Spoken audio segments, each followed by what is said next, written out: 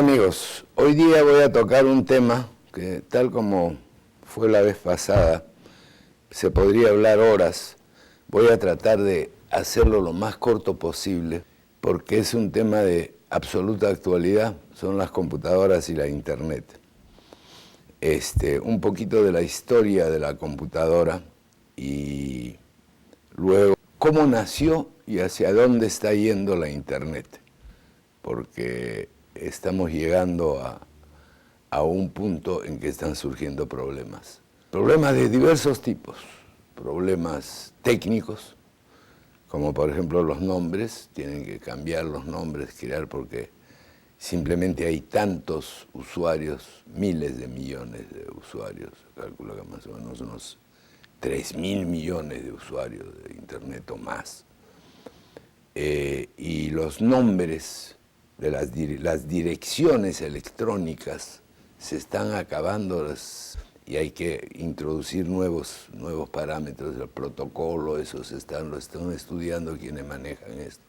Y, por supuesto, el impacto social de la internet, que es enorme. Hoy en día alguna persona pone una opinión en Twitter y esto da la vuelta al mundo literalmente a la velocidad de la luz.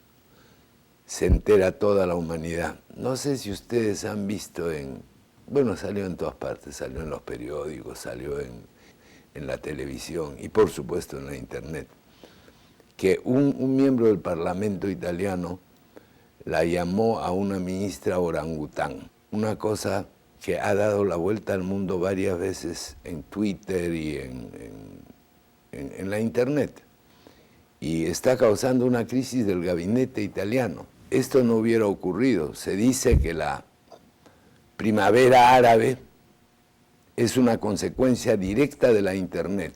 En países donde hay gran opresión, donde la gente no puede emitir su opinión, dar su opinión, no puede protestar, ahora tiene una herramienta con la cual hace conocer su opinión, y esa opinión circula por el mundo. La recogen otros y antes de que se haya uno dado cuenta son millones los que comparten esa opinión.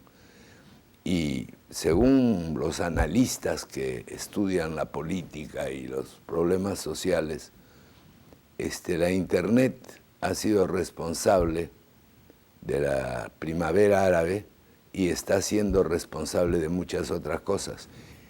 Dicen que la internet tuvo un gran impacto en las elecciones norteamericanas.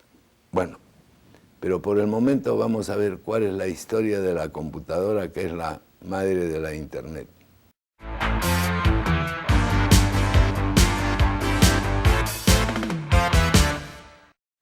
El antecesor directo de la computadora es una máquina que inventó el señor Hollery en el siglo XIX, de tarjetas perforadas.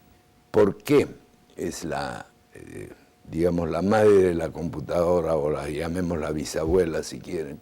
Porque usaba un sistema de sí y no. Una tarjeta o está perforada o no está perforada. Y esa es la alternativa que determina de que una máquina haga una cosa o no la haga. Estas tarjetas perforadas se usaron mucho en la industria textil, donde algunos de ustedes están familiarizados con la maquinaria textil. La maquinaria textil hace una serie de operaciones para producir un tejido. Algunas de estas operaciones son continuas y se repiten constantemente. Hay otras que varían para dar un diseño, ¿no es cierto? Y entonces estas tarjetas perforadas con sus huequitos permitían que actúe una cierta aguja y que haga un cierto diseño en la tela. Exitosas, bien diseñadas, bien hechas, estas máquinas han funcionado en la industria textil. Pero el principio con el cual funciona, el del sí y no, es un principio que después, aplicado a la electrónica, ha producido eventualmente la computadora. Se dice que la primera computadora fue una que hizo un inventor alemán, Zisser, en el año 1941. De hecho, es la primera que usó aritmética binaria, o sea, el sí y no, el 0 y el 1. La aritmética binaria, ustedes, si están familiarizados con ella, es la que da los números con exponentes de 2. El 0 y el 1 son los dos únicos dígitos que usa. En el año 1943 los ingleses hicieron una máquina que se llama Colossus, así la llamaron ellos, lo cual quiere decir coloso. Era muy grande y tenía una cierta capacidad de programación. Tenía miles de tubos, válvulas eléctricas, los tubos que se usaban antes en los radios, y se podía reprogramar. Esta máquina fue usada durante la guerra para romper los códigos secretos de los alemanes.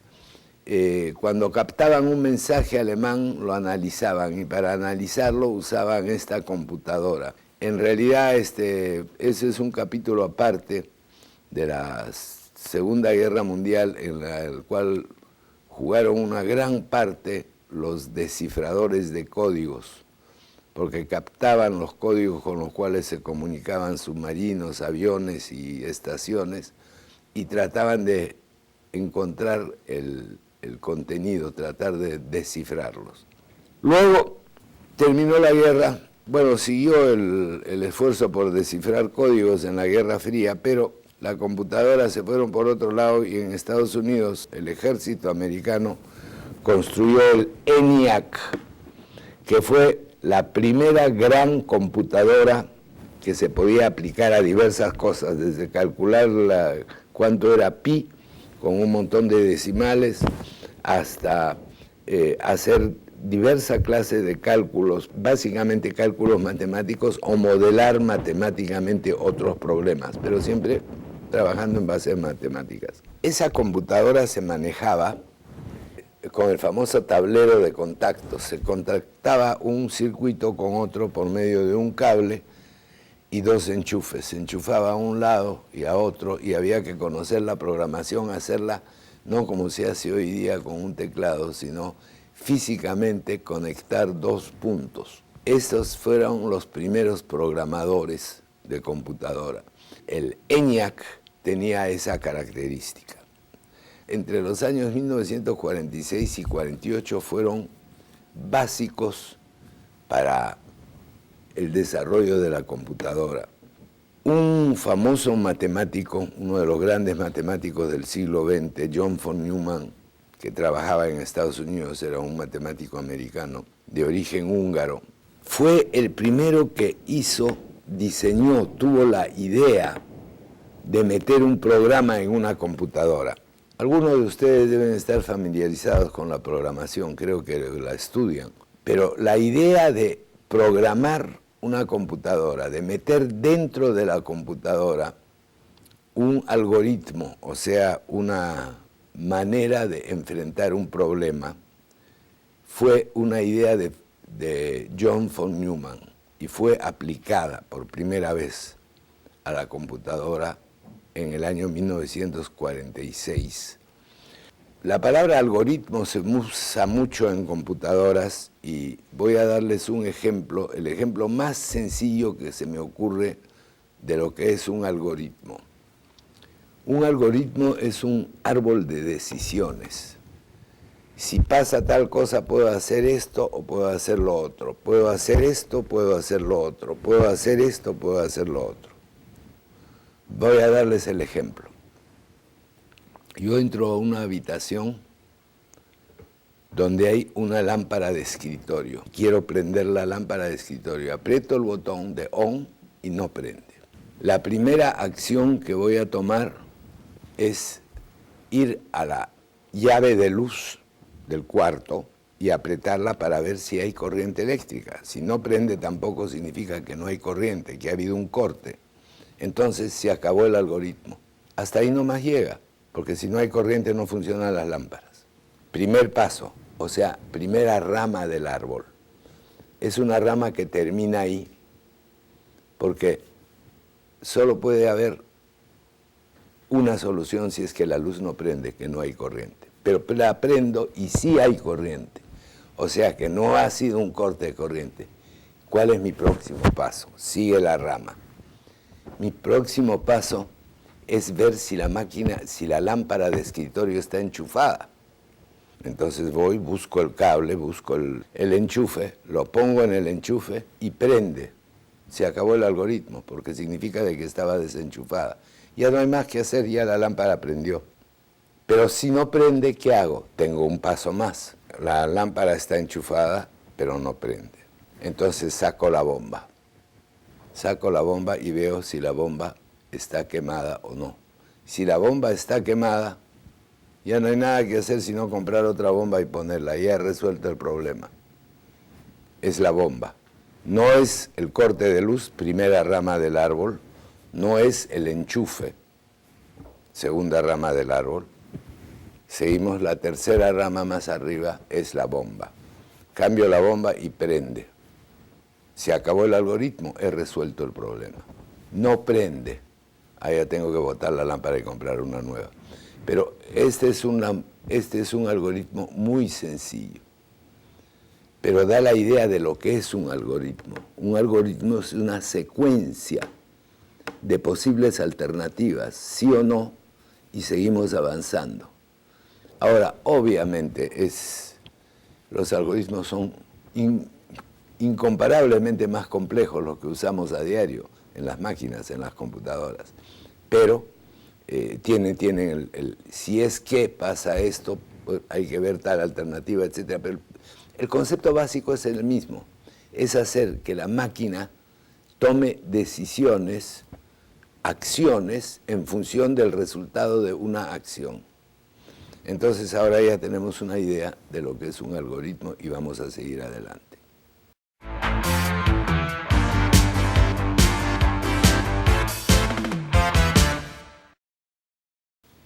Aquí cabe mencionar, antes de pasar al siguiente punto, de que ha habido una serie de estudios teóricos. Claude Shannon, que fue el de la teoría de la información, la redujo a matemáticas, y lo que es el ruido de un mensaje, qué parte de un mensaje pasa, qué parte de un mensaje se puede perder. En fin, toda la matemática y la ciencia de la información. Claude Shannon fue uno de los que contribuyó a la teoría, pero como nosotros no vamos a entrar en teoría ni en matemáticas, simplemente lo menciono porque creo que cada vez que se habla de computadoras hay que mencionar al señor Claude Shannon, que fue uno de los responsables de que el cómputo sea lo que es hoy. El siguiente paso que le dio un tremendo empujón y aceleró la computadora, y en realidad creó la computadora tal como ustedes las conocen, y como la he conocido yo y como la han conocido todos los que usan computadora hoy, es el transistor. En el año 1948, en los laboratorios Bell, que la creó la gran empresa telefónica Bell, la que era por años la número 1 de Estados Unidos y del mundo, tiene los famosos laboratorios Bell en Nueva Jersey, que tuve la suerte de visitar. Y ahí se han inventado y descubierto muchas cosas, pero probablemente la de mayor trascendencia es el transistor. Los señores John Bardeen, William Shockley y Walter Brittain inventaron el transistor. Primero, ¿por qué se llama transistor? Porque es transmisor y resistor. En realidad es una válvula.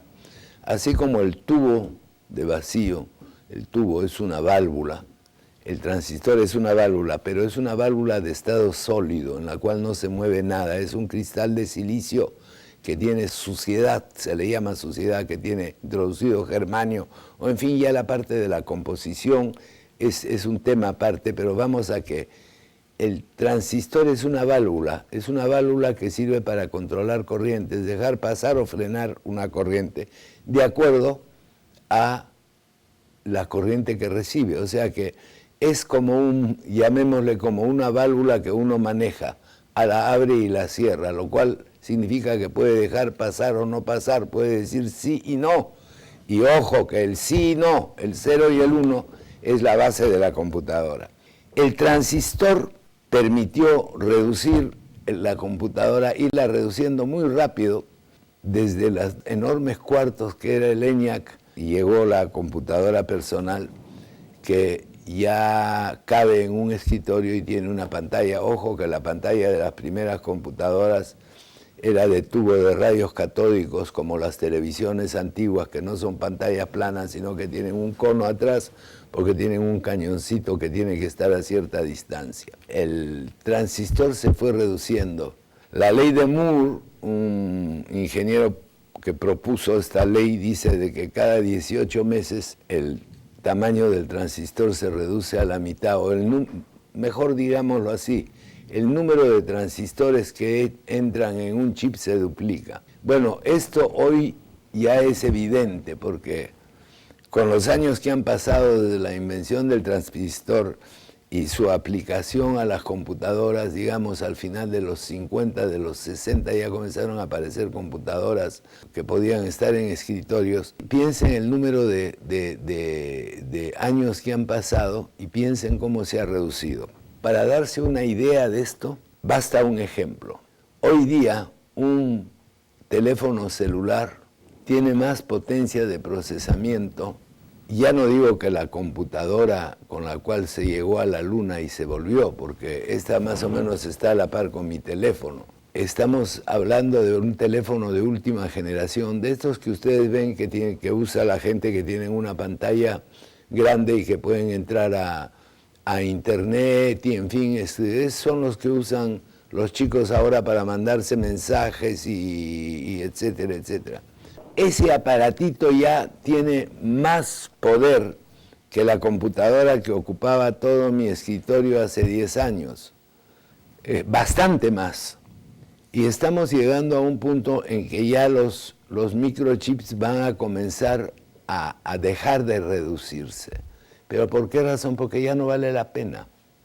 Por ejemplo, hoy en día un factor limitante del tamaño de una computadora es el tamaño del dedo y la pantalla. De nada nos sirve una pantalla muy chiquita porque no podemos ver un texto grande y no podemos ver letras grandes y nos hemos acostumbrado a ver papeles de este tamaño.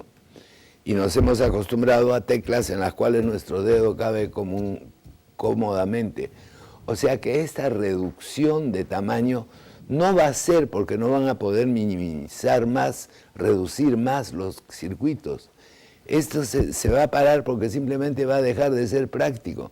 No sé si ustedes se acuerdan, hace unos años salió un reloj calculadora. No servía para nada, porque para apretar los numeritos había que ponerse anteojos y comenzar con un clavito o con un lapicero, lo cual lo manchaba, a apretar las teclitas. O sea que la reducción de tamaño no tenía mucha utilidad. Estamos llegando a ese punto. Hoy en día ya los teléfonos han comenzado a crecer de nuevo. ¿Por qué? Porque la gente se queja de que la pantalla es demasiado pequeña. Llegamos a un momento en el cual ya la computadora está en el escritorio. Cualquier persona que tenga el dinero para comprarla puede tener una computadora en su escritorio. Pero esta computadora en el escritorio en este momento es todavía un procesador. Pero llega una nueva idea que va a revolucionar el mundo, y esa se llama Internet.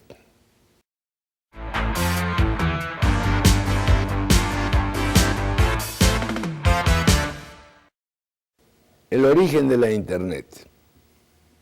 ¿Qué es la Internet? La Internet básicamente es una conexión entre diversas computadoras que funciona por medio de un protocolo, una serie de pasos por medio de los cuales se pueden comunicar las diversas computadoras.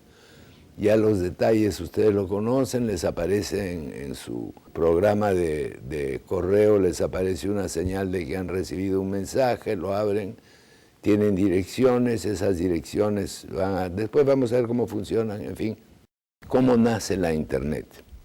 Primero hay que saber quién es DARPA.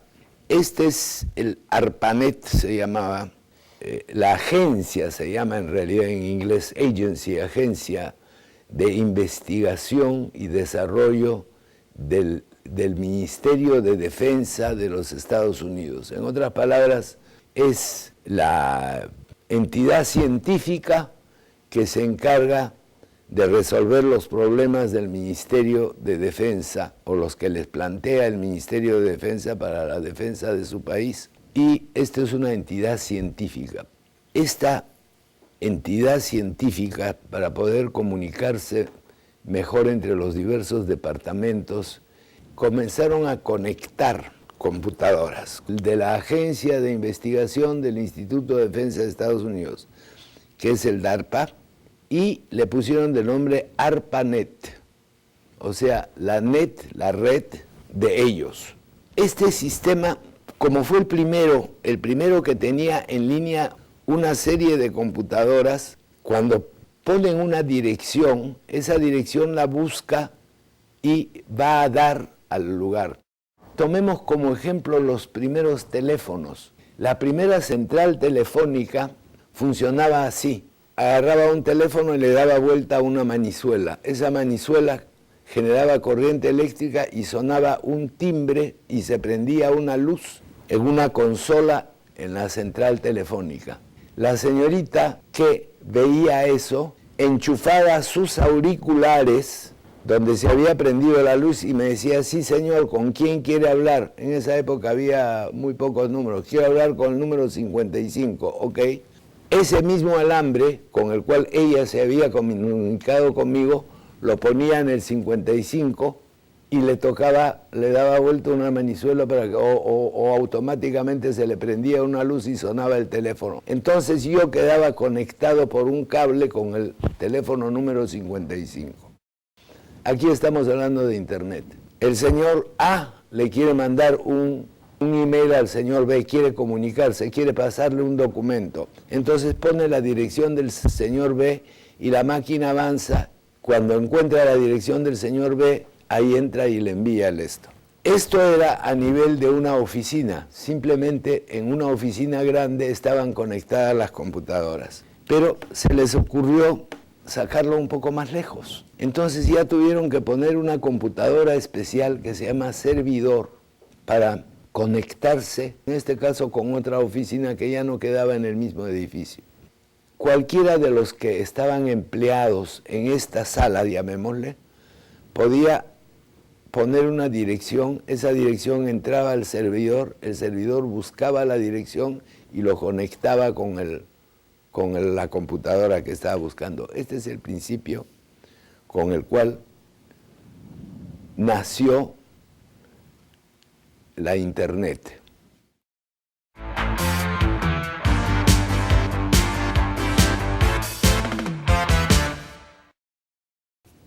Creo que antes que nada sería interesante explicar cómo es que yo cuando quiero buscar un dato o quiero enviarle un mensaje a alguien, ese mensaje llega donde él muchas veces en segundos, a veces en minutos, aunque esté al otro lado del mundo. Pongamos de que alguien se quiere comunicar con una persona que está en España y esa persona tiene una dirección. Escribe una nota y le pone esa dirección y aprieta enviar. Ese mensaje se va al servidor que yo tengo contratado, al que yo le pago por darme ese servicio, por darme el servicio de comunicarme con el mundo. En otras palabras, es como la compañía de teléfonos, puede ser o no ser de una compañía de teléfonos, que me da el servicio de comunicarme con el mundo a pedido. Muy bien. Mi mensaje ha llegado al servidor de este proveedor de servicio. Se llama un servidor, generalmente es una máquina marca Cisco, es una computadora. Y esa computadora comienza a buscar todos los canales por los cuales puede llegar a España. Pero pongamos que su canal a España esté ocupado. ¿Por qué? Porque en este momento alguien, en ese último minuto, ha habido 10.000 personas que han mandado un mensaje a España, por decir. Pero el que está libre es el de Tokio. Entonces se puede mandar el mensaje a Tokio. Tokio recibe el mensaje, tiene un servidor muy grande y ve que España está libre, lo manda a España. Ahora, ¿cómo ha ido ese mensaje? Ese mensaje, cuando yo lo he enviado, mi servidor, una vez que ha encontrado a alguien, pongamos que ha encontrado Nueva York, puede ser cualquier sitio del mundo, porque como la señal va a 300.000 kilómetros por segundo, da exactamente lo mismo si va por el este o va por el oeste. Muchas veces, para mandarle a alguien a una ciudad del Perú, estoy pasando por un servidor que está al otro lado. Pero lo que quiero decir es de que el mensaje tiene tanta velocidad, no importa por dónde va, la cuestión es de que encuentre un camino libre. Va por el camino libre que encuentra. Entonces pongamos que este mensaje ha ido a Nueva York o ha ido a Tokio, pero primero ha llegado a Nueva York. ¿Cómo ha llegado? Por fibra óptica. La fibra óptica, por llevar señales de luz y no señales de radio, tiene muchísimo más capacidad, un ancho de banda mucho mayor de lo que tendría una señal de radio, una señal de teléfono o una señal de cable. Si no es cable óptico, de cable me refiero de cable de eléctrico. Entonces, la señal, junto con miles de otras señales, va por esta fibra óptica y llega a un servidor. Ese servidor busca el camino más cercano, si no lo encuentra lo envía a otro hasta que alguien encuentra uno que va, ese mensaje va a España y ese mensaje llega al servidor al cual está abonado la persona a quien se lo ha enviado. O sea que todo el viaje que han hecho ha sido entre dos servidores que pagamos. Yo pago el mío para que me conecte con el mundo. El que lo va a recibir tiene uno a quien le paga por conectarlo con el mundo. O sea que son los dos servidores que nos venden el servicio. Ahora, ¿esto qué es lo que permite? Esto permite que cualquier persona que esté conectado a la Internet por medio de un servidor pueda conectarse a cualquier otra persona en la Internet. Pero ahora digamos, ¿qué pasa con todas esas miles de millones de datos? Tomemos Wikipedia, tomemos Facebook, tomemos YouTube. Esas son cifras que son difíciles de imaginar. Les voy a dar algunas. Google tiene 3 millones de computadoras conectadas a la Internet. 3 millones, ojo, por cada 10 peruanos. 3 millones de computadoras. Es difícil imaginarse 10 millones de computadoras. Imaginemos una fila de 1000 computadoras. Estoy hablando de computadoras grandes, ¿ah? 1000 computadoras para acá y 1000 para acá. Bueno, y tiene 7.200 millones de visitas al día. La cantidad de vídeos que procesa es una cifra con 15 ceros. Piensen ustedes en esto. Ustedes se acuerdan, había un coreano que hizo un video, Gangnam Style, no sé cómo se llama, un video de música, de baile, que parece que pegó mucho. Lo vieron 1.000 millones de veces. 1.000 millones es una cifra con 9 ceros. Ahora, ¿cómo funciona eso? Esos 3 millones de computadoras de Google, y ojo que Google no es la única, ¿no? Porque imagínense los que tiene Facebook, los que tiene Twitter o lo que fuera. No, y las empresas que dan servicio, que nosotros no las conocemos, la conocen quienes usan sus servicios, ¿qué hacen? Reciben esta monstruosidad de datos, la tienen acumulada y la procesan. ¿Cómo lo hacen? Estos millones de computadoras están en enormes depósitos que tienen que tener aire acondicionado porque se calientan. Cuando hay 10.000 o 20.000 computadoras juntas trabajando, la temperatura sube mucho. Pero ahí viene un problema adicional. Estas computadoras no pueden en ningún momento dejar de tener corriente. Entonces, estos sitios donde están estas computadoras procesando lo que le llaman Big Data, mucha data, gran data. Donde están estas computadoras tiene que haber, además de aire acondicionado, baterías por si acaso se corta el suministro de corriente. Pongamos, casi todas tratan de irse al norte para tener clima frío, para poder ahorrar dinero en aire acondicionado.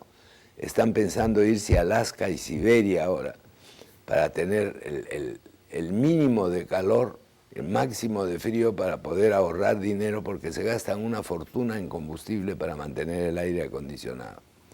Y por otro lado, tienen que tener una enorme batería de baterías, o sea, estantes de baterías que en el momento en que comienza a fallar la corriente, la reemplazan. Me refiero a la corriente que viene por arriba en cables de alta tensión. Pongamos que un camión choca con una torre de alta tensión y se corta, se cae el cable y se corta la corriente. En una fracción de segundo en que la corriente baja, automáticamente entran las baterías y casi el quien está usando ese banco de datos, ese que puede ser Google, Facebook, quien sea, está usando esto, casi no lo va a notar. Entran las baterías y las baterías funcionan. Ahora, además de las baterías, hay motores, grandes motores diésel que inmediatamente arrancan. Arrancan porque esos van a entrar a reemplazar las baterías. Y entonces, mientras el suministro de corriente se interrumpe, tiene que haber baterías y tiene que haber motores que reemplacen la corriente porque el tráfico no puede parar. Entonces, son miles de millones de dólares que cuestan estas instalaciones. Y estas instalaciones se están convirtiendo en un problema porque necesitan mucha energía. Y en este momento, gran parte de esta energía, la energía eléctrica que viene con los cables, viene del carbón y del petróleo. Los motores que tienen adentro tienen petróleo y las baterías se cargan de una red donde hay una red atómica en buena hora, donde hay una central atómica, donde hay una hidráulica, hidroeléctrica en buena hora, pero ese no es siempre el caso. Entonces, ¿qué tenemos acá? Tenemos unas cifras enormes. Ahora, veamos un poquito por qué son enormes. ¿A qué se debe que los equipos de telefonía moderna tienen tanta capacidad de información? Bueno, la información va creciendo. Las películas primero eran blanco y negro. Blanco y negro solamente era intensidad de luz, nada más. Cero luz, negro, full luz, blanco y todos los grises intermedios. Después aparecieron 3 puntos, rojo, verde y azul, para dar cualquier color, porque con esos 3 puntos se da cualquier color. Ya la información creció. Cada puntito, cada píxel de la pantalla de televisión o de una pantalla digital tiene ahora intensidad de luz en 3 colores, ¿no es cierto? Más información.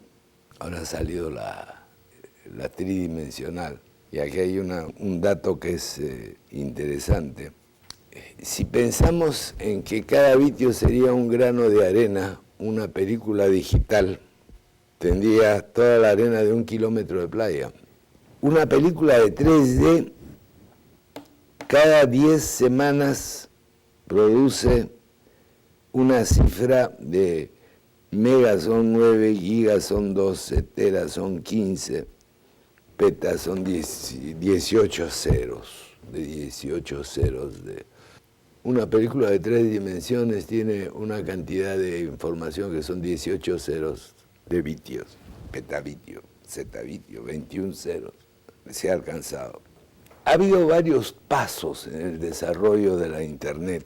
Los avances más grandes han sido el hipertexto que les digo que permite poner un link y llegar a cualquier otro, y luego la capacidad de procesamiento que han alcanzado las diversas entidades que tienen enorme cantidad de información, porque por ejemplo Facebook tiene fotos. Entonces son millones de fotos. Ahora hay gente que tiene grandes archivos y que ya no los guarda en su computadora, sino que los tiene en un servidor. Y estos son los servidores que les hablo, que tienen millones de computadoras y en esas computadoras guardan información ajena, información que necesita otra gente o que necesita, por ejemplo, si yo le voy a comprar un libro a Amazon, Amazon tiene contratadas empresas que les guardan millones de textos. Y si yo les compro uno, estos libros electrónicos que hay ahora, ¿no? Que uno compra el libro, en realidad lo único que compra es que se lo copia, ¿no?